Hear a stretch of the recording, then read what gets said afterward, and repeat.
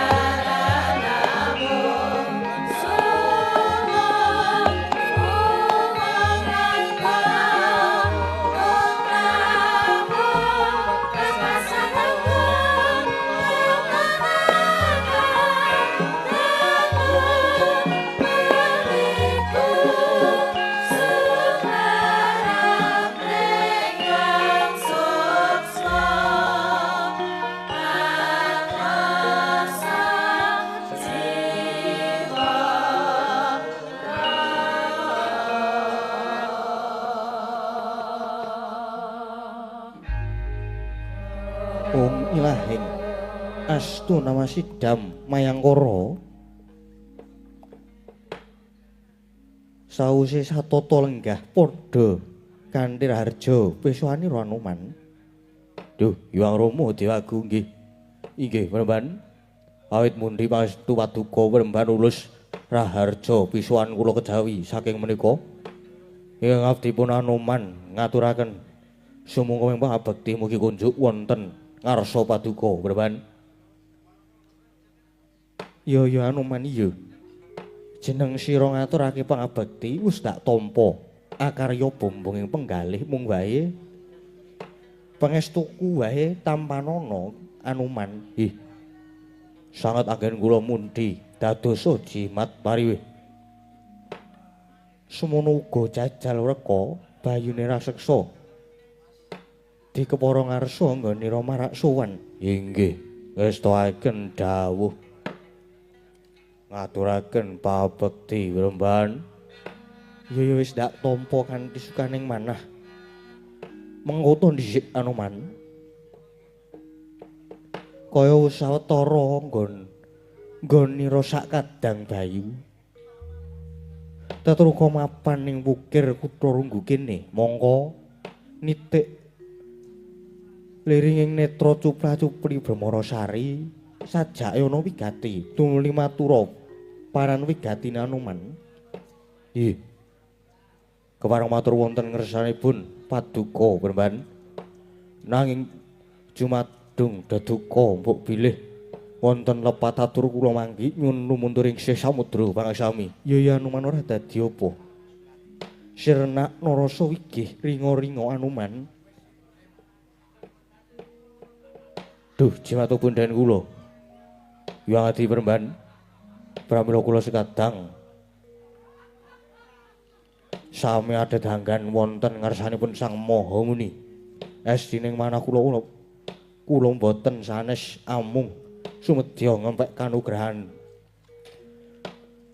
kanugrahanipun Sang Adi Mremban. Keparenga anuntuni margining kayuanan mewah sampurnaning sangkan pareng dumadi. Keparenga anguntapaken dhateng kamuksuhan dasat kula prapting delahan. Jertotaning manah kula mapan wonten ing Madyapada menika sampun dangu wiwit ngabdi dhateng Sinuhun Prabu Rama Wijaya ngantos sakmenika.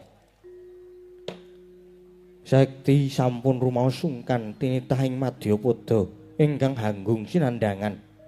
Inggih menika Juwa wirang gumbira, wapa mulya lan sapanunggalanipun. Pramila Premban, mawantu-wantu panyuwun kula, mugi Sang Adi Premban kersa paring wedharan menika lan mugi kepareng nugrahani dhateng dasat kula Premban. Ingahing Anoman aturira daya-daya kaya wong nyidam cempaluk. Monggo wedharan iki ora kena disangga enteng lan titiwanci iki kaya durung ana nanging Bang Widi. Ewadene samengko yen ana wanci prayoga mesti bakal tak wedharake Anoman. Nggih, matur sembah. Nuwun Premban. Ing mekaten lajeng keparenga ingkang abdi cumadeng dawuh. Senggana Anoman. Malah kalenggan iki aku bakal munggah ana ing sanggar pamujan nindakake pamban. Sira wae Anoman sekadang sawetara ndak tundung metu saka njaba. Ana pakaryan ingkang kudu mbok sangkul. Krana kalenggan iki kutha Runggu bakal ana dayoh kang teka. Aja nganti tamu iki mengko bebutek banyu bening lan aja nganti ngridu nggonku bakal nindakake panembah Anoman. Anoman malumpat sampun rapteng witing Nagasari mulat mangandhap katingal. Oh, kasinggihan ngesuhaken dawuh timbalipun Sang Adi Premban. Nanging menawi dayung menika mangke namung badhe risak jajak dosa ngupaya kanca kados pundi Premban? Purbawasih ndak pasrahke marang jeneng sira Anoman. Nanging nganggo dugalan prayoga. Ayo nok ngesuhaken dawuh. Yen mekaten nyuwun pamit nyuwun tambahing pangestu Premban. Anoman lan jajal reka lalung sendak babakal lisur titik kang padha ati-ati rono aja nganti ninggal dugalan prayoga Anoman apa dene jajal reka.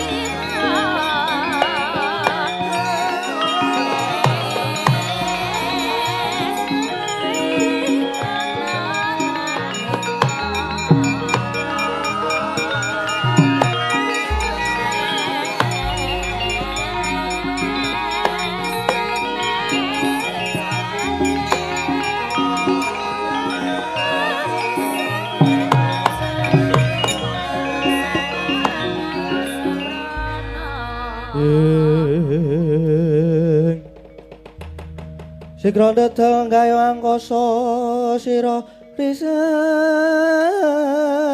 Ramandaya pati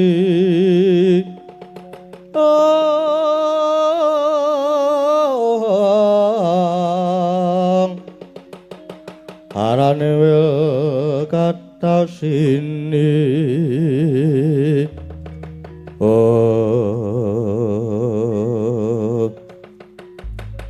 kadangku Anuman Mayangkara rening nggonku swanana ngersani Hyang Adi Peremban Begawan Desa Sidi kepara rada adoh aku ya begawan Mainaka bayuning gunung nungsum pawarta apa ingkang dadi dawuh Sang Maha Wika aku Situbanda bayuning gajah aku go cumadung dawuh nadyan aku bayuning naga ugi cumadung dawuh aku Garuda Mahambira bayuning kukila nungsum pawarta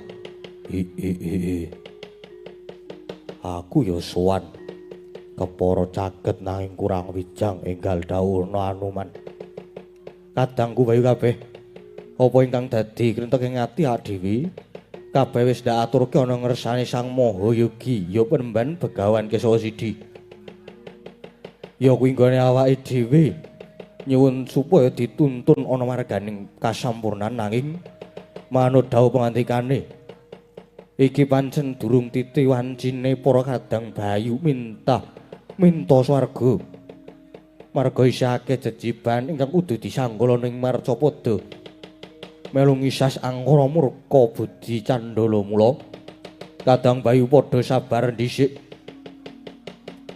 bener sing dadi pandukaku bener awake dhewe pancen durung titi wancine yen nyuwun disampurnake apa meneh iki kadang bayu kaya wis jangkep merga kadang bayu iku ana 7 iki ingkang durung manunggal ya kuwi Raden Werkudara bayuning Kusuma dadi pangrasaku kaya isih gotang ya bener kuwi bener isake jejiban kang kudu disanggul melu ngewangi Werkudara bayuning Kusuma nggone memayu ayuning bawana ngreksa kahyuananing jagat ya Anuman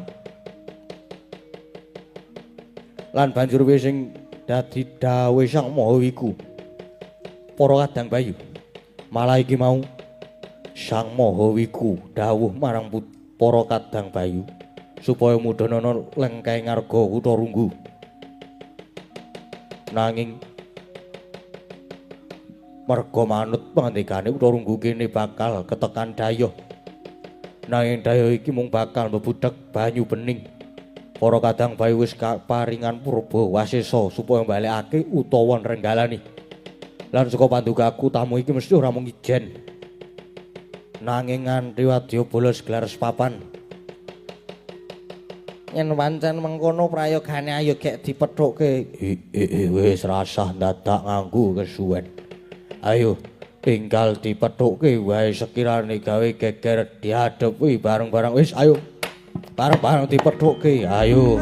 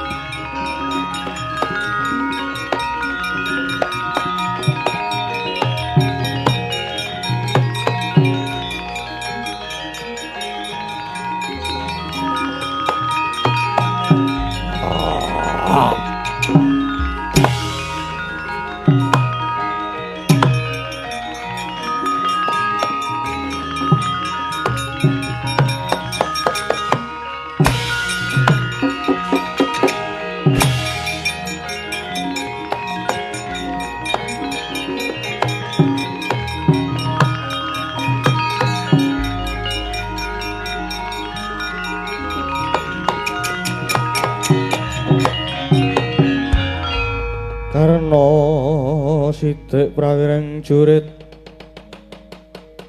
wajenging ranang ana mingiraken sangkala titik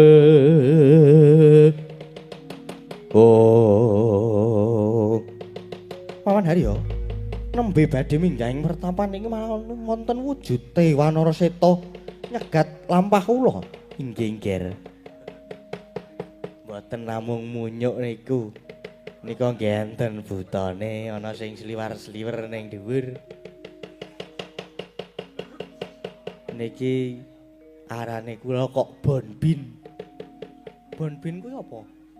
Kebon binatang.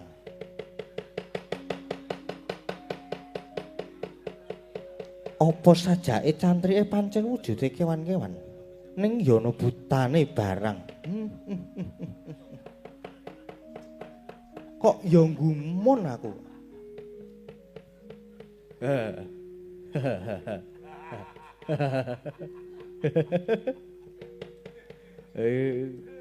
Wisata wae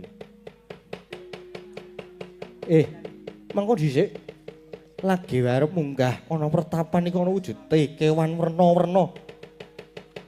Malah sing ngarep dhewe iki wujude kethek putih. Ayo, yen pancen kowe padha bisa tata jalma, lan yen pancen duwe jeneng gage ngaku aku sapa? Jagat Dewa. Abane aku sak kanca sak gelemu dhewe. Nadyan aku wujude kewan. Nah aku bisa tata jalma wae adalah bisa tata jalma ya. Yen ngono kowe duwe jeneng, sapa aranmu? Nadyan wujudku anara nanging iku ora mung kethek sembarangan. Takon marang aku Raden Senggana Anoman. Aku Dedya Jajal-reka. Nitik saka agemanmu kuwi cara nalindra. Ratu ngendi sapa jejulukmu ditepungke wae aku nata mbok. Nata ing Ngawangga Prabu Karna Basusena. Aku Patih Sengkuni. Patih Negara Ngastina. Ya. Aku wis tau krungu kondhangmu ana parigawe apa? Dene padha tumeka ning Arga Kutha Runggu kene. Anoman. Jaring pertapan Kutha Runggu kene bakal mudhune wahyu pepakem Kutha Rama ingkang saiki diasta dening Begawan Kesawa Sidi. Lan mbok menawa kowe ingkang dadi cantrike dasar kepranyata, aku sak sedulur iki dadi siswane Sang Mahayogi. Lah yen ngono, ayo kowe saiki sumingkira. Aku bakal sapet jagong kelawan Begawan Kesawa Sidi nyuwun wahyu Kutha Rama kuwi. Narpati Basukarna, aja gumampang. Merga pepakem Kutha Rama kuwi ora sadengah diwedharake mongko tekamu. Neng kene nganti wadya bolos gelar sepapan tegese kowe mung arep mbebutek banyu bening. Apa meneh nggawa Kurawa nganti Kurawa. Mongko Kurawa wis kondhang ambek angkara murka, mula bali wae. Weh dalah. Gampange kowe ngalang-alangi aku, Paman Haryo.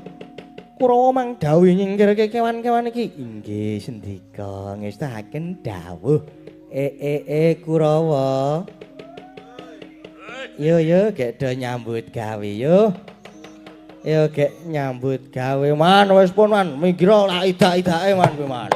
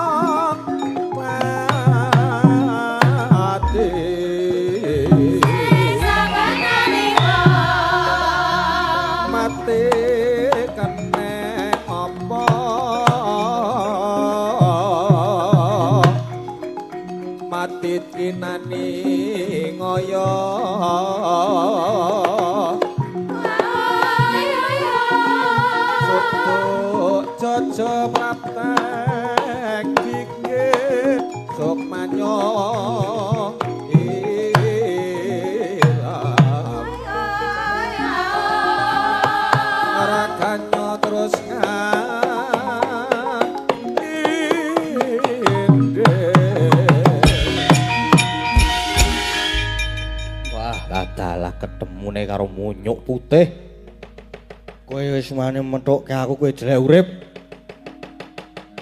Jelek nyawange semi rembulan kowe. Ayo. Ora sakakean guru misan sing tanpa guna.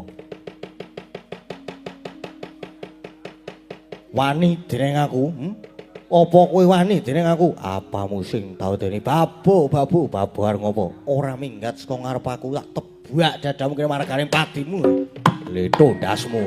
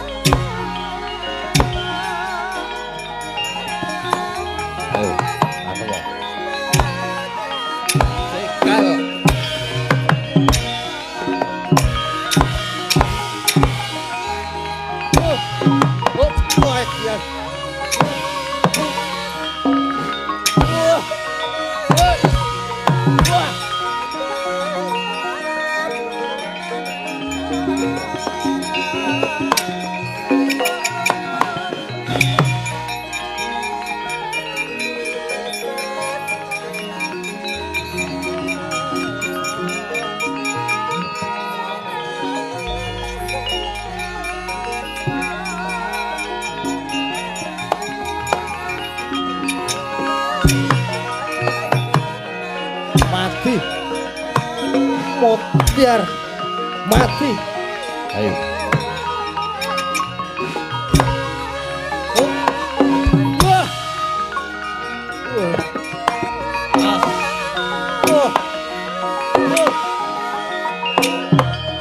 Cocok tuh mbak jebol dadamu.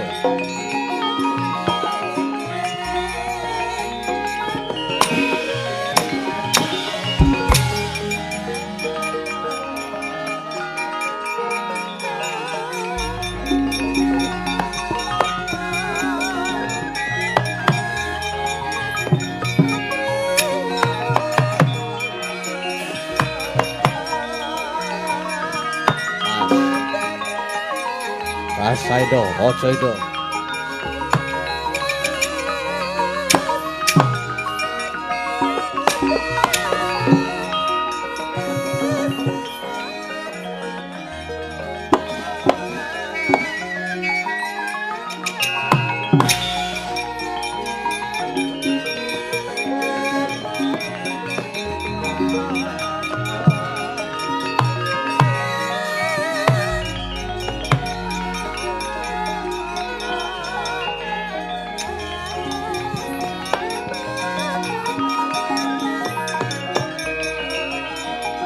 Ayo balik ke rebutan. Pasti.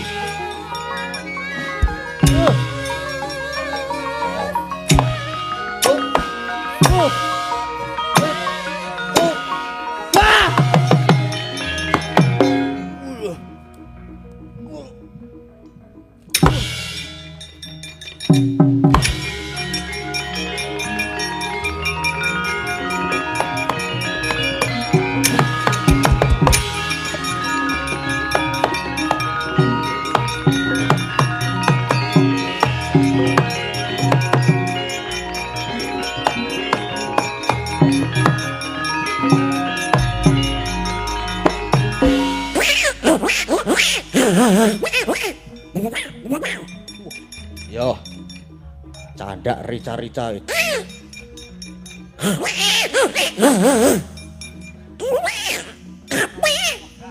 Us.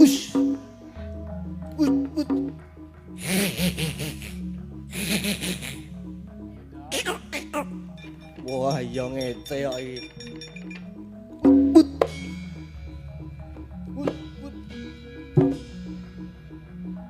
Kon ngedhuki ra iki.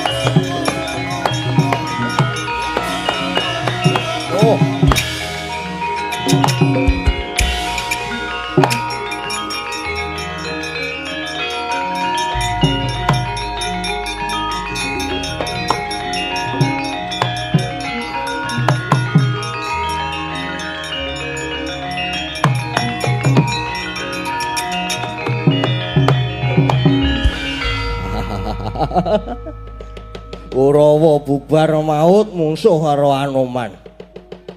Aku ya tak golek mungsuh sing imbang. Kowe butuh anu sapa? Jajal Wreka ta kowe? Aku. Ya aku Ditya Jajal Wreka. Wis apa aku Raden Dursasana.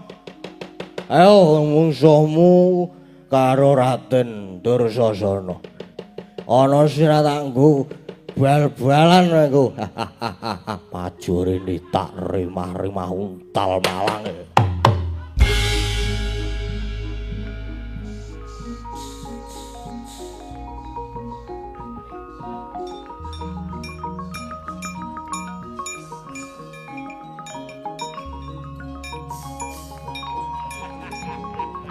Oh.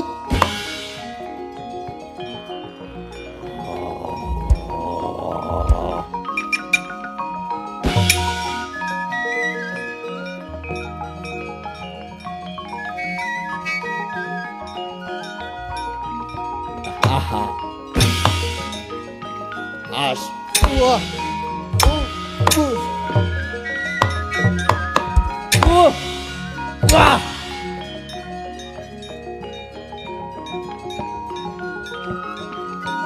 Ah.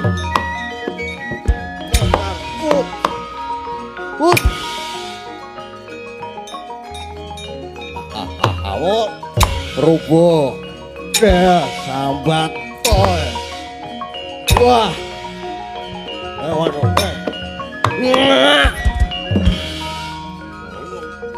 Wah. Alah.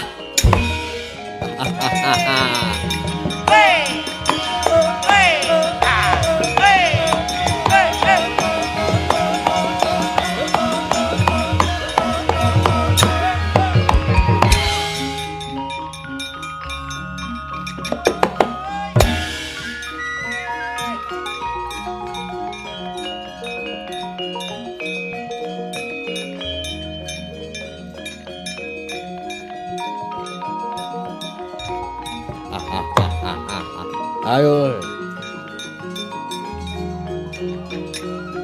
Modal. Modal. Modal. Antwone. Wedian ya. Wah, modal.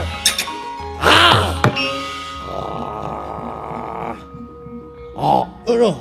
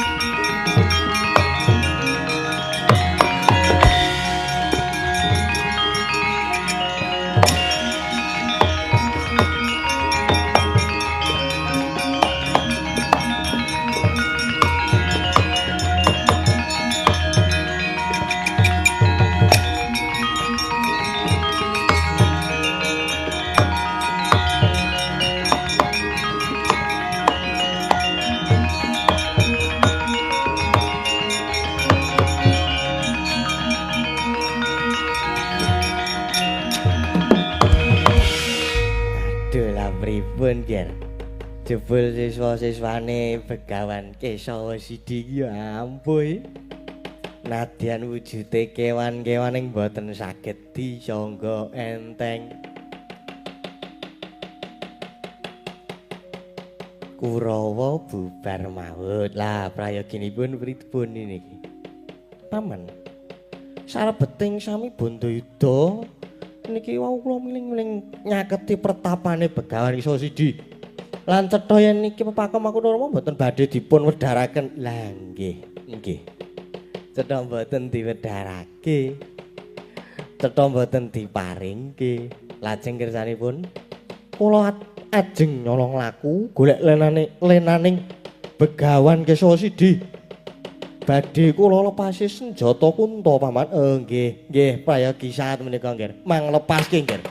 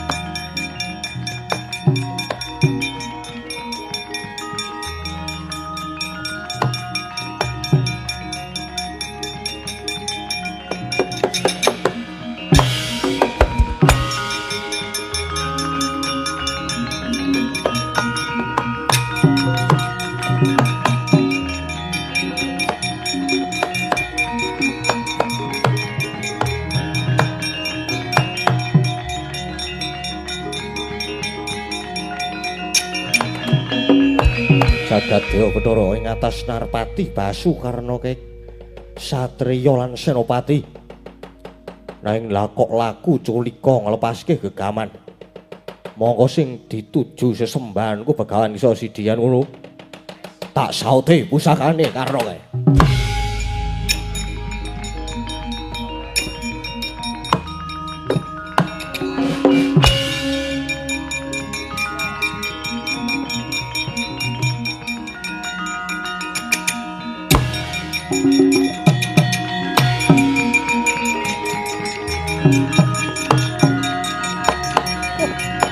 Mati aku.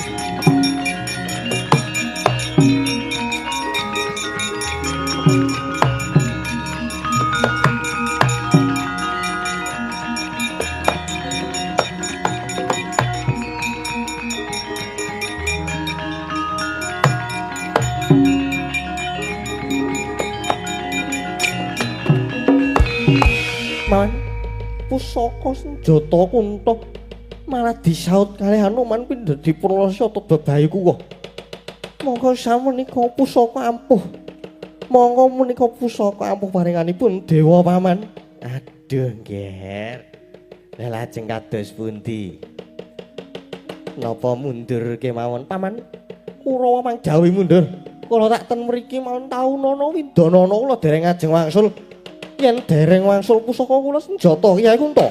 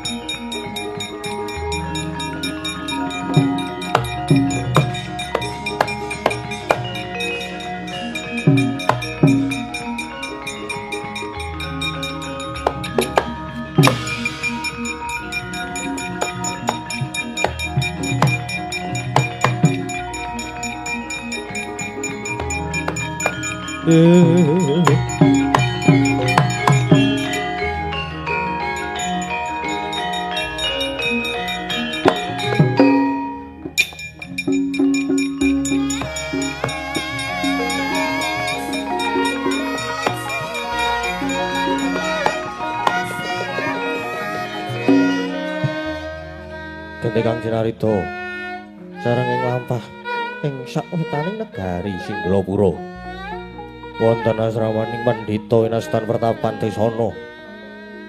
Kinarya pertapane Sang Raja Pandhita peparab Begawan Wibisana. Karana sedyane galih kaya wus rumasun kan dateng eden-eden ing Marcapada labet kapegat kawegatan sing pepundhen kang wis ngrumiyini swarga ing Guru Loka. Surya Mantara rates dining dalih parikedah sumusul dateng kaweksaning Sang Prabu Rama Wijaya. Kaya mangono sigra amurwani kang pandulu sedyane kayun arsa bekas hawa nepsu patang perkawis ing mapaning anggane ucap dadak sakolana cahya mijil saking jagating dan Wibisana naing ilahing cahya dadi wujud sifat titaing Bathara kagiat kadoro kasansang Begawan Wibisana.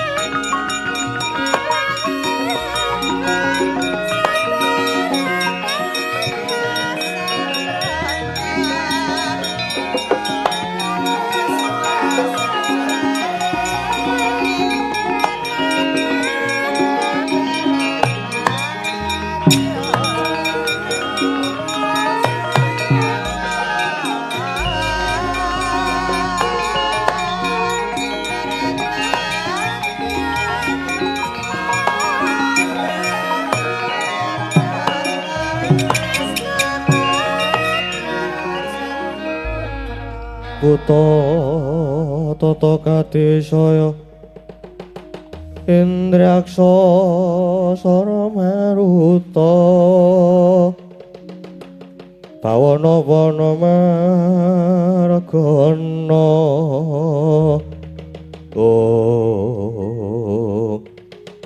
gawe jugar nggonku patrap sumedi nemah dadi gragapan rasaku iki kok ana sipating titeng Bathara kang mijil saka anggaku ana cahya patang perkara wis apa kula pun angkara kula menika yakti kadang paduka munggil sajuga dhateng angga paduka mengko cahya werna abang pramila paduka gampil ndawakaken daduka tuwin gampil kabaranang menika awit saking pangarti kula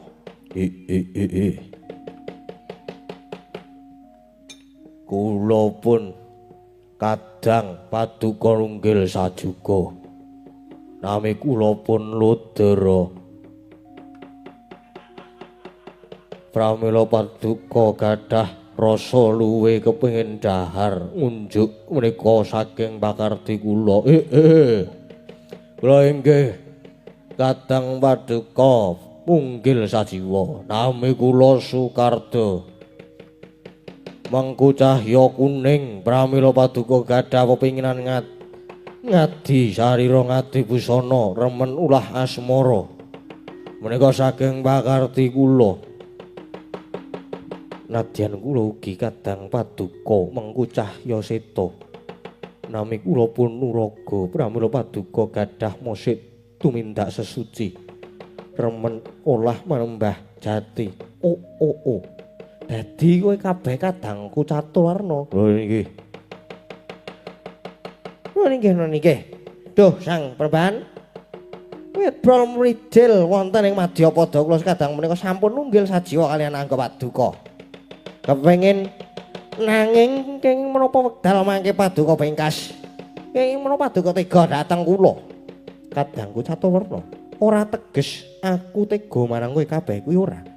Nanging pancen kanggan iki kowe kabeh kudu encat saka anggaku krana aku bakal gayuh sampurnaning urip. Mula aja nganti padha ngrendheti sedyaku kudu tak bengkas. Yen makaten kusuk. Yen makaten kula sedaya nyuwun dipun sampurnaken babar pisan. Wih ladalah. Yen aku kudu nyampurnake kowe kabeh, aku iso nanging ngono dalan prayoga kanggo kowe kabeh. Mlaku wae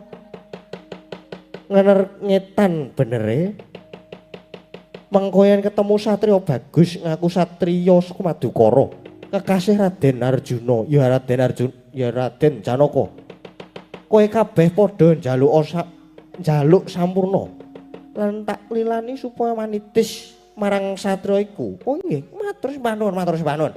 Yen ngaten sewang-sewangan nyuwun pamit rembar sing padha ngati-ati.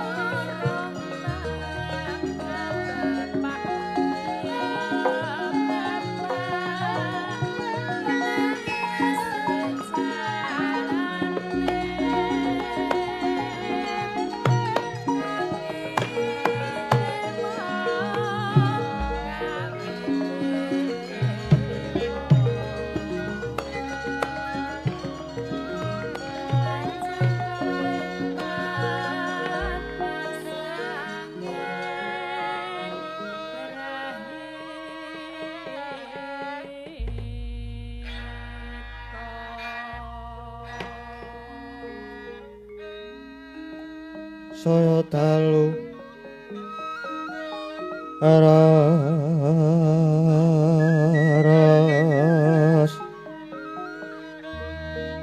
api rasa lintang ganggu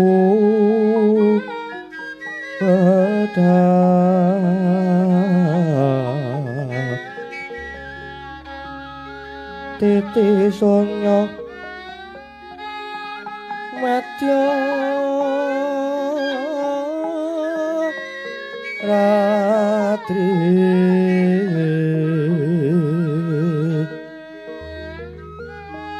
lumrang gandaning pus ito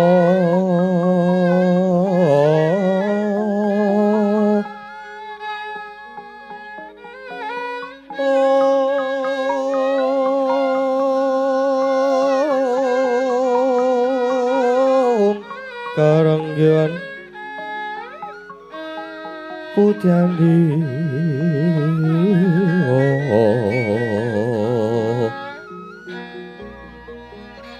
sang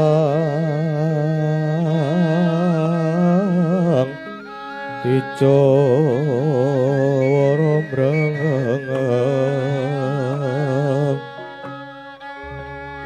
lir swaraning madu pronto manungsung sarining kembang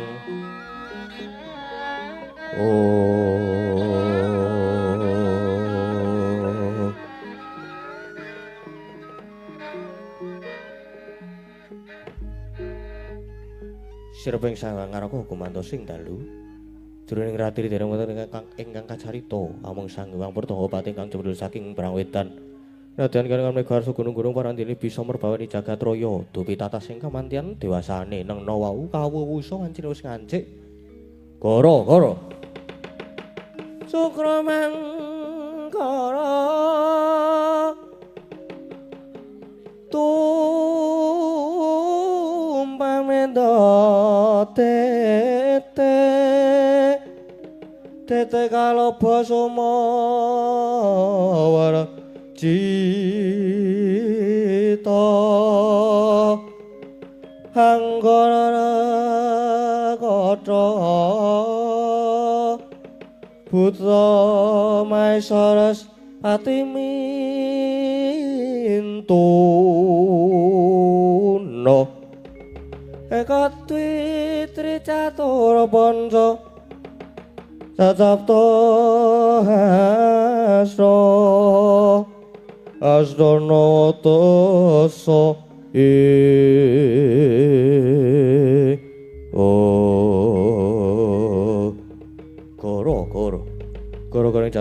Goro goreng jagat ing wakeliran saking lamun ngurmati mijilira parpat punakawan kelurahan Sumaragaring Petrus wana kelurahan Bagong ingkang sami gegojegan madyaning Ngorombo alon arire